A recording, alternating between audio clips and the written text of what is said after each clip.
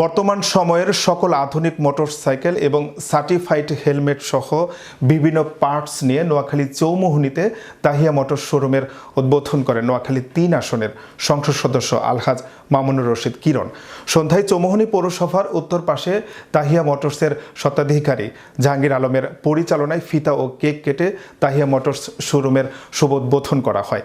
এ সময় বিশেষ অতিথি হিসেবে উপস্থিত ছিলেন বিশিষ্ট সমাজসেবক ও রাজনীতিবিদ সিরাজুল ইসলাম স্বপন, চৌমুহনীর বিশিষ্ট ব্যবসায়ী কাজী মনসুরুল আমিন শাহিন, প্রিমিয়ার ব্যাংক চৌমুহনী ব্রাঞ্চের ম্যানেজার রাজীব আহমেদ। এছাড়াও চৌমুহনীর ব্যবসায়ীবৃন্দ সহ অন্যান্য গণ্যমান্য ব্যক্তিবর্গ উপস্থিত ছিলেন। উদ্বোধন শেষে সংসদ সদস্য আলহাজ মামুনুর রশিদ কিরণ এমপি বলেন, জাহাঙ্গীর আলম চৌমুহনীর একজন সফল ব্যবসায়ী। তাহিয়া মোটরস শোরুমের মাধ্যমে বৃহত্তর নোয়াখালীর মানুষ আধুনিক সকল প্রকার আপডেট বাইক এখানে পাবে। আমি প্রতিষ্ঠানটির সফলতা কামনা করছি।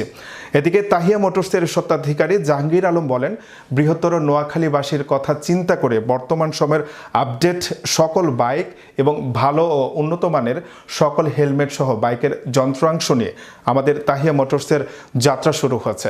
উদ্বোধন উপলক্ষে তাহিয়া মোটরস শোরুমে কাস্টমারদের জন্য বিভিন্ন রকম সুযোগ সুবিধা সহ নানা অফার রয়েছে।